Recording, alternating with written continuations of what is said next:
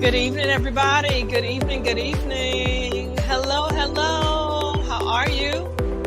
I am so delighted that you. Oh, I forgot my pearls. It is, it's rare that you see me on Facebook or live without pearls, but nonetheless, I am so delighted. The issue that we're talking about tonight is bigger than pearls. So I'm so delighted that you are here. I'm so thankful to have this opportunity. You all know by now, if you've been following me on any of my social media handles on Instagram or Facebook as DrKesslyn or any of my social medias, you know that every October I dedicate some time to really addressing the issue that's important to me through my research, and that is domestic violence. I have been doing domestic violence work, wow, for over 25 years. My dissertation research is on domestic violence. The work that I do in the community is on, in part, domestic violence and specifically faith communities. I am an ordained minister. And so a lot of what I do in October, I put I won't say I put it aside, but the topics that I talk about in terms of research, I make it applicable to my research area. And my theme is my research matters too, my research related to domestic violence. And so I set aside every Sunday this year to bring a special guest on to talk about this issue of domestic violence with me.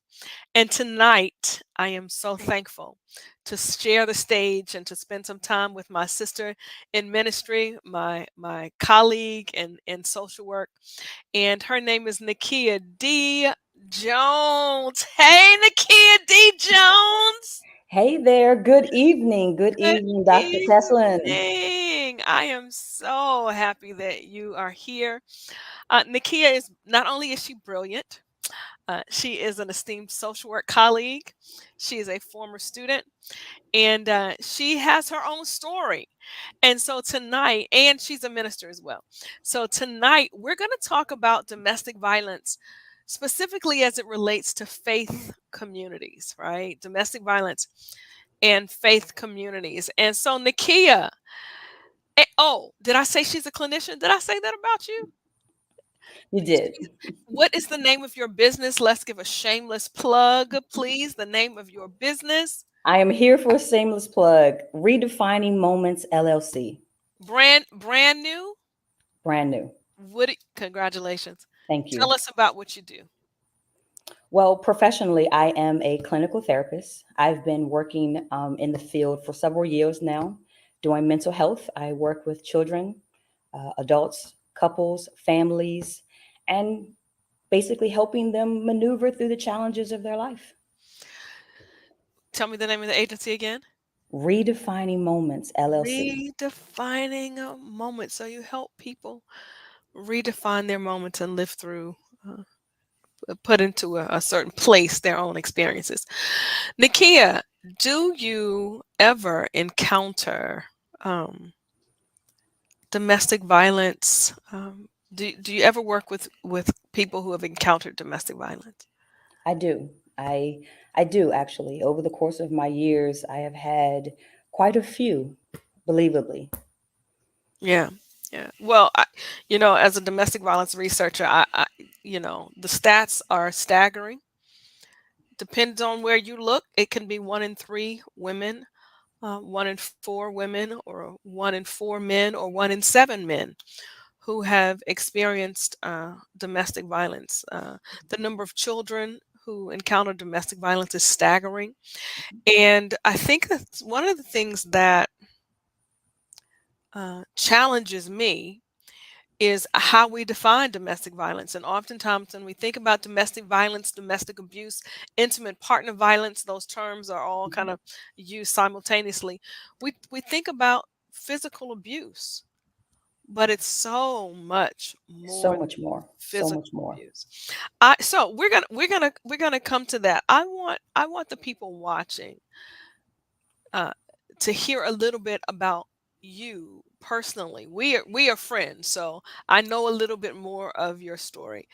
Can you Are you comfortable sharing your own encounters with this topic? Dr. Kesslyn, there was a time that my answer to that question would have been no. And which is I would not have ever asked you live. And I share that with many women and men who experience any form of domestic violence.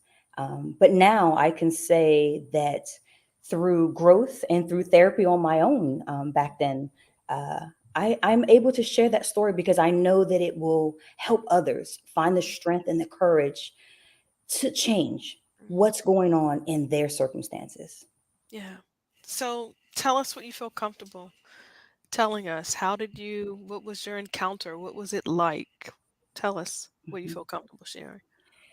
Well, I was a young woman many years ago. We all start stories like that, don't we? That's You're how every still a story you're starts, still a right? young woman. I was a college student and I thought that I had found the love of my life, as many people can understand. And we were engaged, and I thought that nothing could tear us apart. And until one day it did. And I've learned now that I did not pay attention to the yellow flags. I know we Mhm. often talk about the red flags.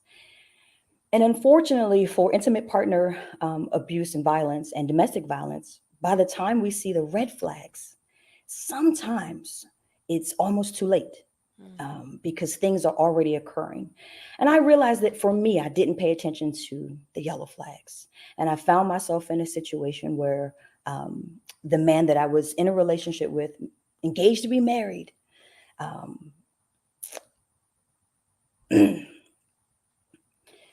I'll skip forward to the gory part here and say that I was the one who woke up in the hospital Mm. for disagreement. Um, and it changed my life. It sent me down in a spiral of not just mental health, but behavioral challenges, Mm. expressions of what happened to me. And I wasn't able to internalize it or even wrap my brain around why did this Mhm. happen to me. Mhm. And it took um, many years of therapy and the support of my loved ones, my church family, and my biological family to help pull me out of that place that I had been in. What was that place like, if you don't mind me asking? What was it like? There's so many people who experience it and don't talk about it. So I'm asking you to talk about what that place was like.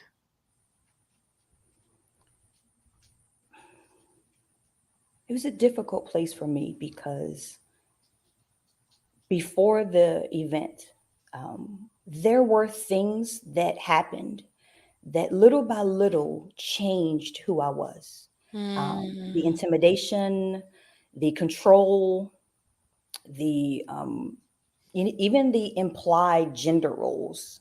You're supposed to be in the kitchen and doing this, and um, it it put me in a box of depression, um, obviously anxiety, the PTSD that came along with it. I wasn't sleeping, I wasn't eating, and all the while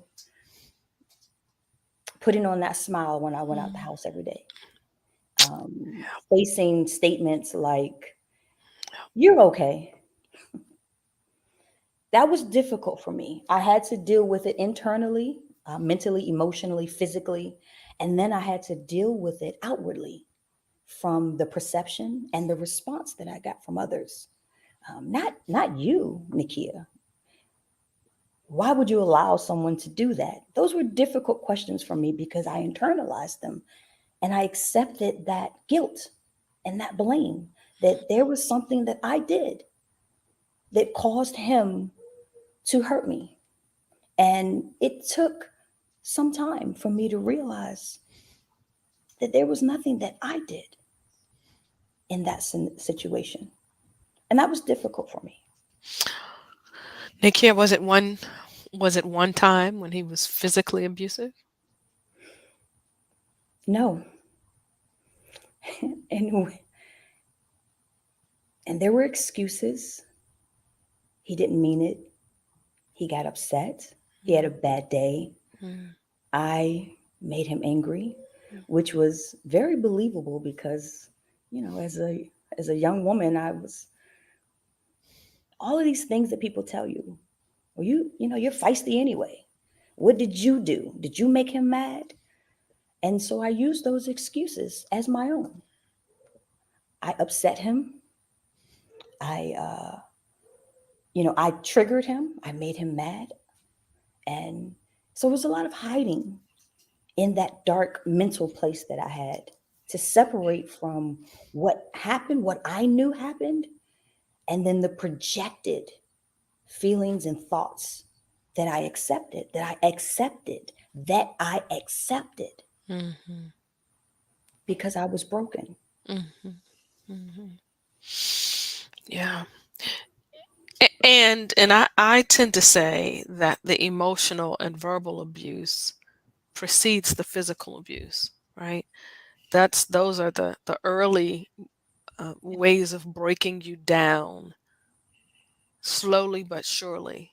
Certainly, And the certainly. physical abuse starts with the words, and then it leads to the push or the shove, and it escalates from there. And there are Um, other things that we don't typically put in those categories, but there were mm, looks, yes. there Oh, were and sounds, you know what those looks mean, and you right? know what those sounds mean. The deep side. You're upsetting me. You're making me Mm, mad, and mm, the deep, intimidating stare. And obviously he was taller and bigger, and so there was the presence that also impacted me. And again, excuse after excuse that I remained in that relationship for far too long.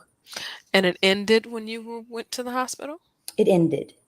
It ended. It ended when I was discharged. I did not know how. I did not know what was to come. I actually did not anticipate how tough it would be to overcome that. Mm, I did not realize all of the mental health difficulties that I would experience as a result of that. mm, The primary one, the self esteem and the questioning myself. mhm, If if he loved me, why would he do that? mhm, If I was a perfect woman, or if I was less this or more of that, because I had accepted the perception that it was something that I did.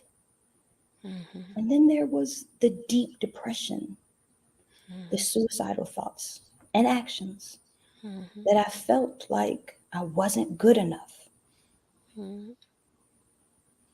Yeah. Unfortunately, sometimes, and this is not in all the cases, and I want to be very careful about how I say this, but I didn't always receive the support in areas that I expected to receive the support. Or let me say it this way, maybe they were not able to support me at that time in that place, that dark place. Mhm. And what does that mean? Was it what unpack that for me That's a as you lot to feel unpack comfortable? right there. What kind of supports did you need, and what do you think who could have been better prepared to provide the support that you needed?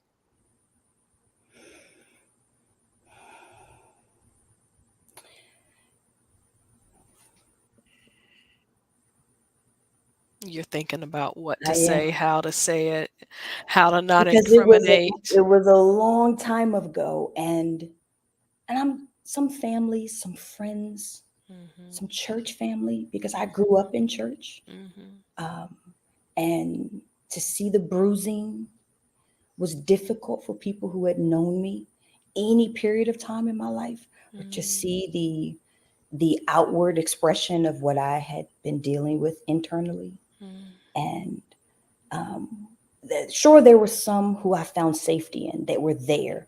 Their presence was there. They were supportive of me.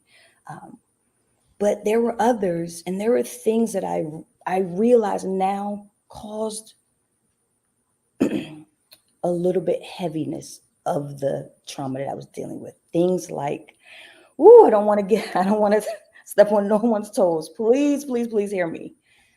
But when someone is dealing with a dark place of internalizing and they haven't gotten to the place where they're open, certain statements further pushes them in a dark place. Statements such as,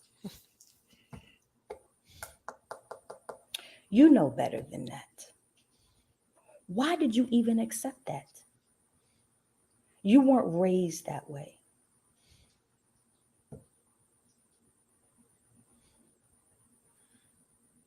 I didn't wake up one morning and say, let me just go find a man that's going to put his hands on me. Right, right, Today right. is the day that I think I'm going to wake up in the hospital. You know, That's not what happened. here's the grace in it.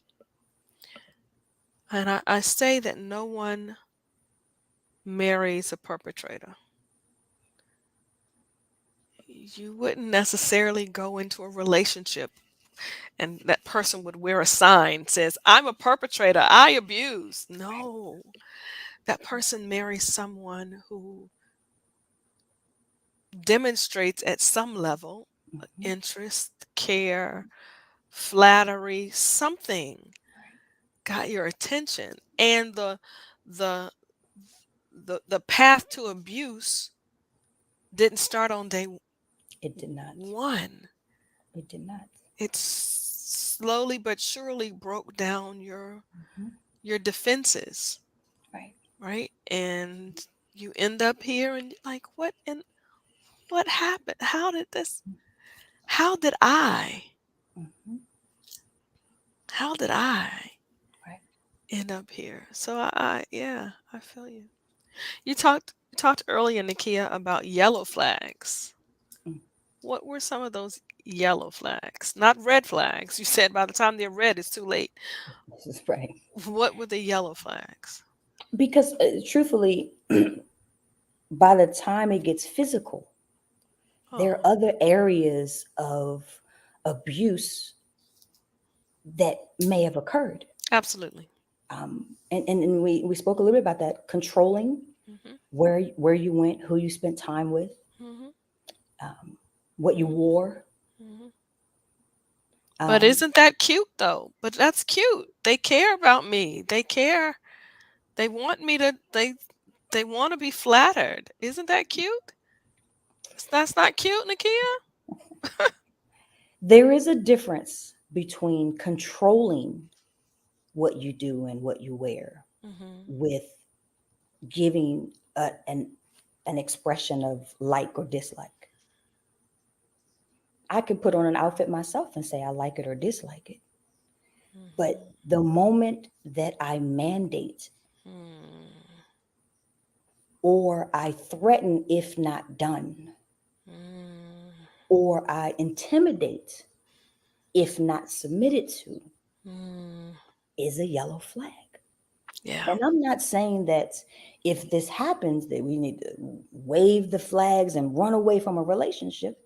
It is something that we need to pay attention to. We need to have caution, just like a green light, a yellow light, a red light. When we see that yellow light, we are in a place of caution, proceeding Yeah. with caution, being aware before the red flag. Yeah.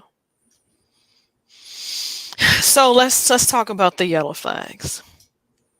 What would you what would you say are some yellow flags? Maybe that you experienced or saw or that you've seen in your work as a clinician. Yellow flags for domestic violence. Dr. Kesslyn, one of the things that I thought that I was able to say to my friends at that time, I said to them, um, well, he does it to other people, but he never got upset with me. He would never do that to me. Ah. And if a person's character shows you Mm, a level of uncontrollable aggression, whether it's verbal or physical, outwardly, then you have to pay attention to that yellow flag. Yeah. Is if you're aggressive, and I'm not talking about road rage, I am talking about the aggression that follows someone down, pulls out a gun or intimidates or threatens. If you're out at a restaurant or you're out at a party and you're aggressively with someone, those are things that we need to pay attention to Mm, because it could be uncontrolled. mm, A person who cannot control their emotions mm. is a Have yellow mercy. flag. Have mercy. Yeah. So, um, there are others. Give me There are more. others. Give me more. There are so many more. But you There, talk to me. there financially, Mm, that's one that again, I thought was great. He cared about what I did with my money and where I spent my money. But again, it became controlling. yes. You can't spend without my permission. Mhm, mhm. Your And money. my money that I made, Yeah. emotional. It is something when someone makes you believe that what you feel is not validated. Oh, you don't feel that. That's not how you feel. Or you're too emotional. Oh, I was told that I was too sensitive. You're too sensitive. Yes. Sensitive. You're too sensitive. That's not really what happened. No, it's not because your words are hurtful. Yeah. And so if I respond to your words, then to be told, well, you're just too sensitive. Yeah. Yeah. No, it was a hurtful statement that you made. And No, so it's how just you remember, interpreted it. of course. It's always somebody else's fault. It's never Yes, your own. Yeah. Yeah. Yeah. Can we talk about spiritual abuse? Now, I know that that's taboo, but you and I are both ministers of the gospel of Jesus Christ. Come on. Can we go there, Nakia? we can. Can we talk about abuse that We can. occurs in faith communities We can. and how our religious language, Mhm, doctrine, mhm, dogma really to some degree perpetrates abuse? mhm. Supports abuse. Let's talk about it, please. We're gonna talk about it, and I'm gonna get in trouble on Sunday, but it's okay because these are things that we need to address. Absolutely. When we make statements like, or when we use the word of God to entrap you, Mm, well, you're married. mm, You need to honor your husband. mm, He's your priest. mhm. Divorce is not permissible. It's not an option. You have children that you need to think about. And what happens is, unfortunately, we hear those things from the person in the pulpit and we internalize it. And then we go home and we bring the negative inference of our relationship with God into this unhealthy environment. And so now you send me home again Mhm. in a damaged, toxic, unhealthy, violent, abusive environment.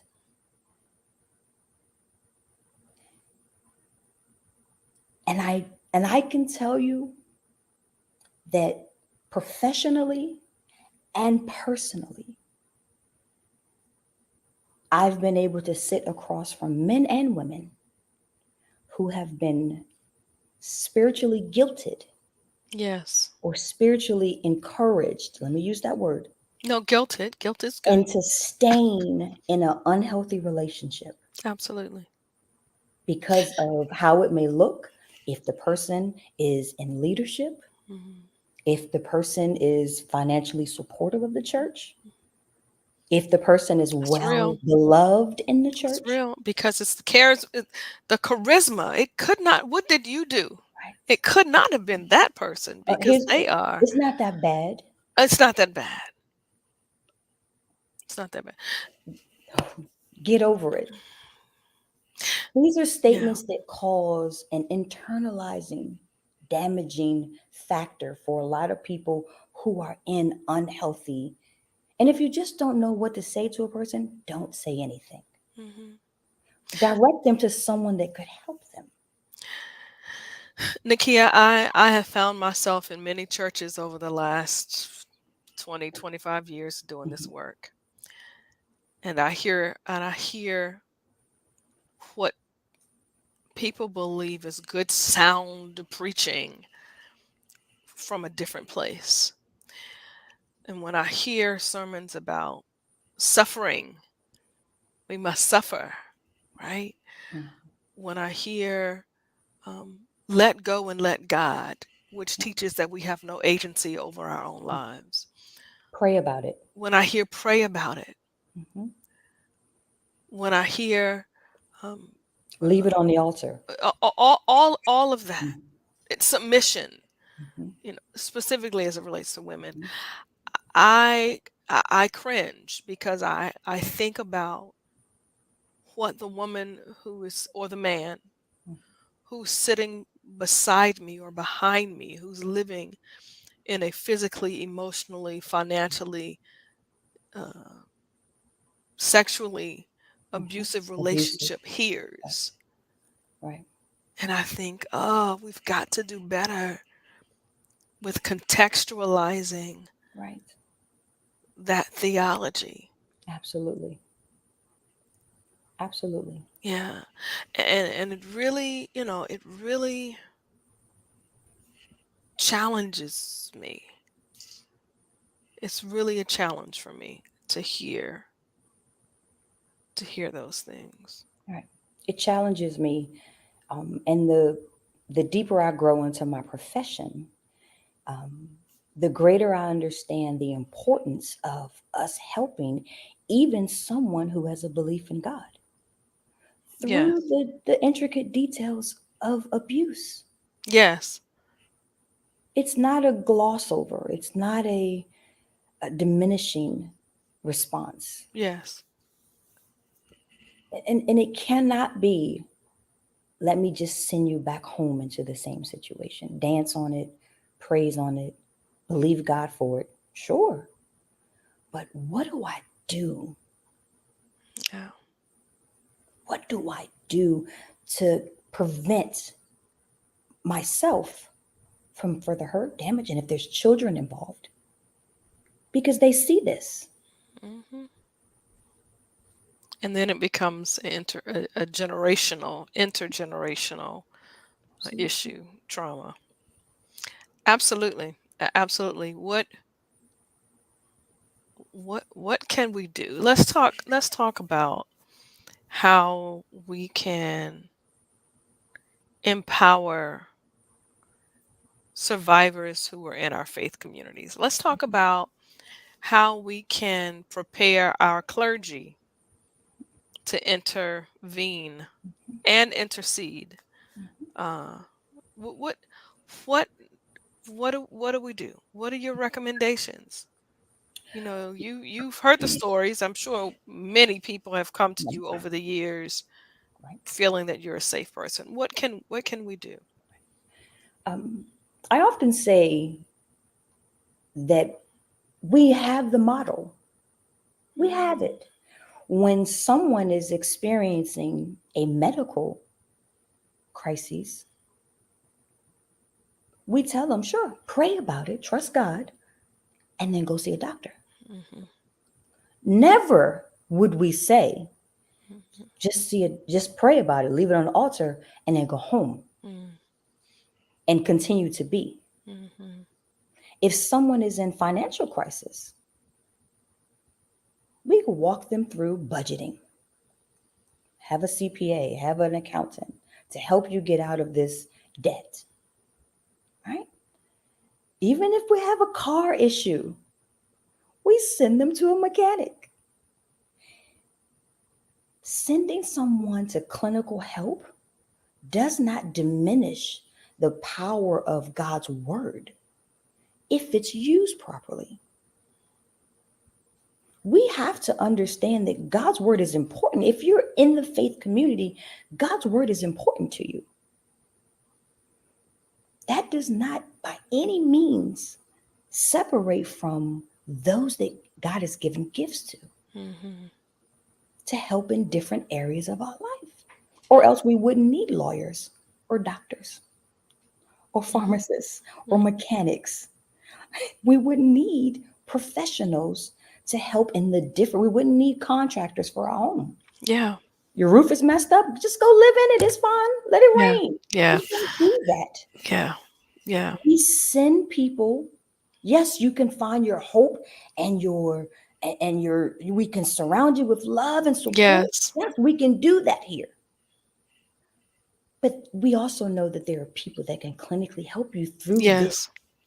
and not just the situation, because there are places that will help you in the situation, but the after effects, some of the mental health things that may occur. There are resources for children now Absolutely. that have witnessed domestic violence in their home, or any type of violence in their home for that matter. Or if, for children who've experienced it in their home. For children, we have, it's getting, Dr. Kesslyn, I work with college students as well. I work with high school students as well. It's not just adults. Oh yeah. Absolutely not. Absolutely not. Yeah, there's a number scrolling across the bottom of your screen, and it's 1-800-799-SAFE. 1-800-799-SAFE.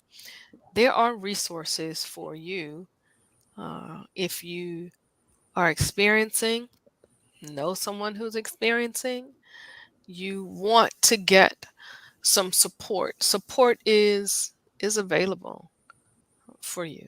Support is available for you. Nekia, I tell you, this topic touches so many people, and as people of faith, we really want to believe that it doesn't happen. It's not there. But the reality is that domestic violence Yeah. occurs. I know a Mhm. person who said that their child said, "Why is daddy so kind and fun at church, but mean at home? Why?" Mhm.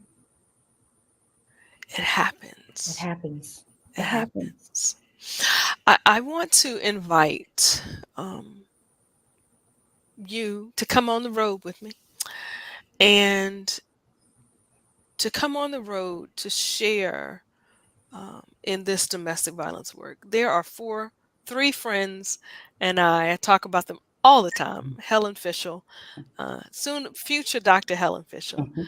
Dr. Kathy Purnell, Yeah. Brene Fentress. We have been doing this work collectively for years. I would love for you to join us on some of our trainings, particularly with clergy, being a member of the clergy, to help us get the word out, to help us empower faith communities, to help us train leaders on this issue. We have developed a model, and it's called the START model. We do trainings, but sometimes people need to hear the stories of other Mhm. folk. Mhm. And I think that your story can touch in ways that would make a difference. So, just extending that invitation to you. If you are watching this live, or you're watching a replay and you have never heard a sermon on domestic violence, or you know people in your faith community or in your neighborhood who have experienced domestic violence and no one ever talks about it, or perhaps you are a leader, you're a human resources officer, you are a church leader, you're an elder, you're a pastor, you're a bishop. I want to thank those of you, by the way, who have invited us to come in and do the training with your faith community. But if you haven't, we are here. We are Mhm. here. This work is critically important. I believe, Nakia, that domestic violence in all of its forms, I mean, there are so many, right? Mhm. From verbal, emotional, sexual, Yeah. financial, spiritual, physical. I believe that it plants seeds that require a divine being to dig out Mhm, so that generations mhm. don't experience it. Yeah, I mean, yeah, it is taboo, especially in black Absolutely. homes. Absolutely. What goes on in my house stays in my house, Crazy. but That's right. that is the wrong message. I know of another family who is teaching their children to maintain secrets. Right. Wrong message, wrong Wrong. message. Wrong. Taboo, secrets, what goes on in Right. the house stays in the house. Wrong Right. message. So I'm hoping that we are doing the work, Nakia, in places that matter, Yes. specifically for communities, all communities really, but especially in communities where those secrets have existed Mhm. for many years. Absolutely. We're doing the work. We're doing the work. Um, Thank you, Nakia. Mhm. Let's talk. Anything else Mhm. you want to share? This is Mhm. just a conversation Mhm. between old friends. One thing I do want to leave with this. If you or someone you know that may be dealing with this, or you may have noticed a change in a loved one's behavior, Mm, and you suspect that something may be going on, because we don't talk about it, because we keep it in our homes, and we keep secrets. mhm, mhm. Be a safe person.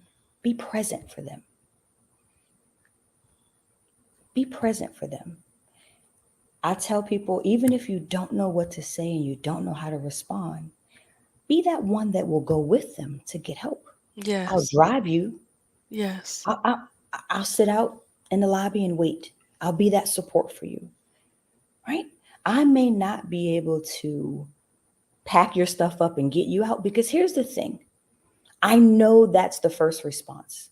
It may not be the present, healthy, or safe response to Yes. tell a victim to pack and get out, particularly when they're children, particularly when your lives are so intertwined that you have friends and families and inner circles together.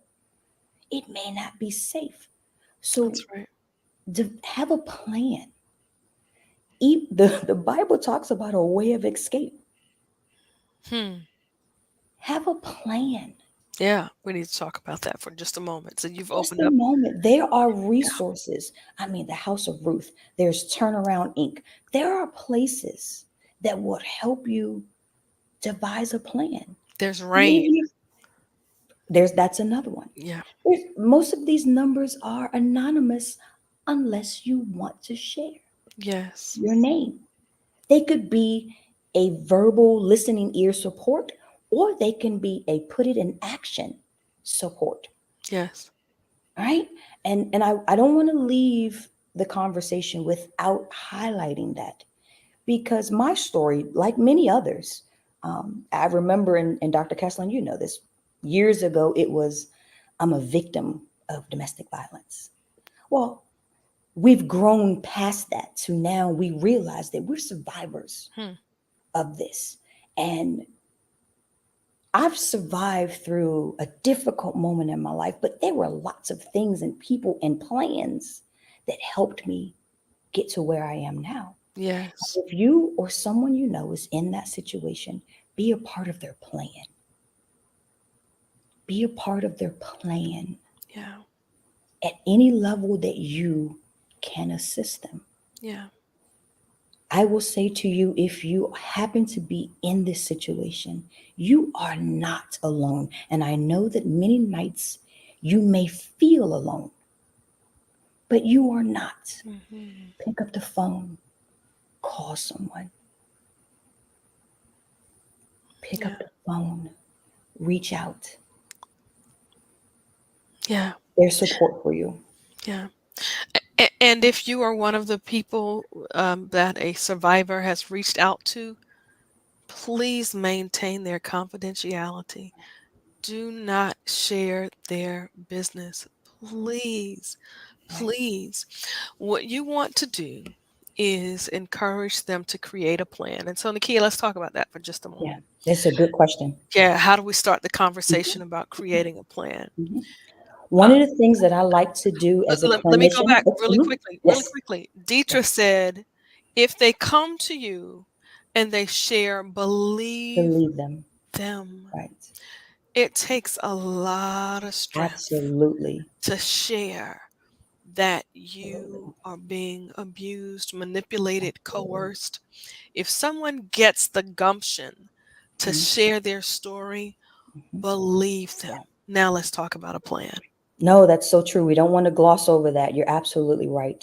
And that is something that we do, unfortunately, because we know the other. Remember, sometimes our lives are so intertwined. I know your partner. I know your husband. He's Mm-mm. not like that. He's a No way. member of the church, or I No, know him in he's a business, and deacon. he's He's, so nice. yeah, Well, entrepreneur. He's so quiet. He couldn't right, possibly.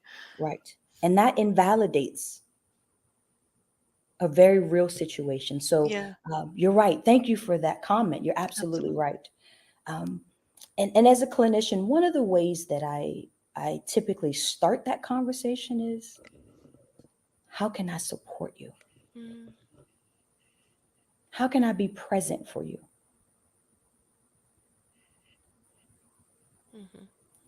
Remember, if a man or woman is seeking help, it already took a lot to be there. And you were the one that they reached out to. Mm-hmm. Hold that for a moment, realizing what that moment means to that person. The most important thing is to be present. How can I help you? Yeah. Each situation is different. I mean, like I said before, if there's children, if families are intertwined, it each situation is unique and different. So we don't typically create the same plan for each scenario. And a plan may not have been as the red flags. Mm-hmm. It could be just in me noticing these yellow flags. Well, what's my plan? Am I going to pay attention to these? Am I going to respond to these? Am I going to have a conversation with my partner about what I'm noticing? If it's a red flag and you're like me and you wake up in the hospital, what's my immediate plan? Safety. Mm-hmm. How can I assist you to be in a safe place? Yeah. Thank goodness for me, I had friends that came and grabbed me from the hospital and took me to their place. But you may not have that. There are facilities and resources that are open for you. Let's talk quickly about, since we're talking about planning. If you are a survivor of domestic violence, there are some things that if you're living in it, there are some things that you can do to protect yourself and to plan. Um, we'll just list some. I know that there are some experts who are watching the show. Feel free to Chime post in. it, Mhm. chime in. Um, the kitchen is not a safe place, so if you're running from a situation, don't run to the kitchen. There are too many weapons in the kitchen. Okay, you want to run away from the kitchen. Um, you want to have some change, some money Mhm. in a safe place Mhm. that only you know about. You want to make sure that you have copies of all of your important documents, birth certificates, social security cards, bank account numbers, and you want to put it in a safety deposit box that is accessible to you or in a safe place that is accessible to you. You want to read the room, and you want to think through, if you choose to leave, when is the safest time of the day, of the week, Right. to leave? Mhm. Um, where will you go? What will be your sign to the person that you trust with this information that Mhm. you are in immediate danger? If your neighbor knows that you're in a situation, maybe it's leaving the light on during the middle of the day. Maybe it's moving the rug on the front porch. Maybe it's leaving the mailbox flag up. Mhm. But there's a code. Mhm. Um, if your best friend calls and you're not in a safe place, maybe you want to Safety uh, words, safety you have your phrases. safety word. I saw a brilliant, and maybe I'm going to post this. I saw a brilliant video by a lady who was not in a domestic violence situation, but she um, was being accosted, and her captor um, wanted her to order pizza. Mhm. Have you seen that? I'm familiar. Yes. And was it that did she call 911 Yes. And order the pizza. and Mhm. ordered the pizza, but the person said, "This is not," the 911 dispatcher said, "This is Mhm. not Pizza Hut." And she said, "Yes, I'd like," Mhm. she was so cool, "I'd like a Yes. medium Mhm. pan." And the dispatcher was like, "What in the world?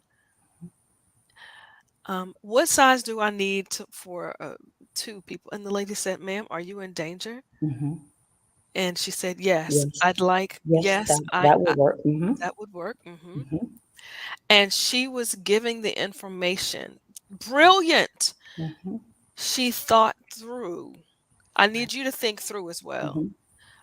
Thank you, Deetra. Yes. Yes, an extra set of keys, extra Right. phone to call Yes. 911. Yeah. Um, Cell phones, I didn't know that. Cell phones are accessible to 911 even Yes. without service. Even Wow, when they're right. that's Correct. good. Mhm. So there are some things that you can do. And there's a long list, Mhm. but those are just some Part of of the the pieces plan. that you just think Mhm. through, right? Part of the Have a plan. change of clothes. Mhm. Um, have a Mhm. change of clothes Right. for you, your children, in a safe place. Yep. Um, there's so many things to think through, but just think of it in advance of what could be. Yeah. Correct. Absolutely. Nekia D. Jones, because that's what I call you, Nekia D. Thank you so much.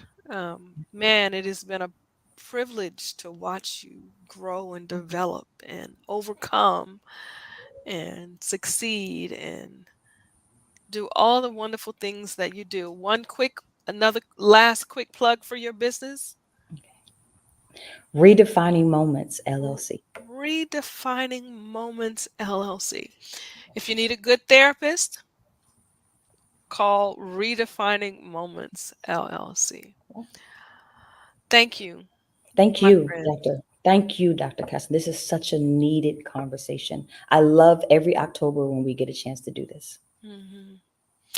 Yeah, I used to do videos every day. I haven't done that in the last couple of years, but I do post something every day because I know that, whether we admit it or not, there are people who It's are real. being Mhm. impacted. It's a And I reality. get messages, private messages. People say, "Thank Mhm. you that you were talking about me today." So thank you. So thank you so much. Thank you for all of those of you who are joining me. If you want to learn more about domestic violence, feel free to reach out to me. I do post during this month something every day, a domestic violence fact, a video, a lesson, a word of encouragement. Follow me at DrKesslyn. I am on Facebook. I'm on Instagram. I'm on LinkedIn. I'm on IG. Oh, I said that right. I am on most social media outlets, and of course, I have to encourage you. Uh, to not only be involved in domestic violence. Domestic violence awareness is my research area, but your research area is important too. If you are a doctoral pursuer or a doctoral student, or you're thinking about getting your doctoral degree, please reach out to me. Allow me to support you because your research matters. And mine does too. The doctoral degree is not merely a degree of intelligence, it is a degree of persistence. And the PhD consultant is here to help you persist because your research matters. It truly matters. I want to thank Elda, future doctor, that's right, I'm speaking those things, Nekia D. Jones, for joining me tonight. We have, I believe, two more Sunday sessions in this year's Domestic Violence Awareness Month. You're going to hear some interesting stories. So join us next week. 7 o'clock Eastern time, um, to talk about this important issue. Thanks so much, everybody. Have a great evening, a wonderful week. Be safe and be well. And I'll talk to you soon. Bye bye.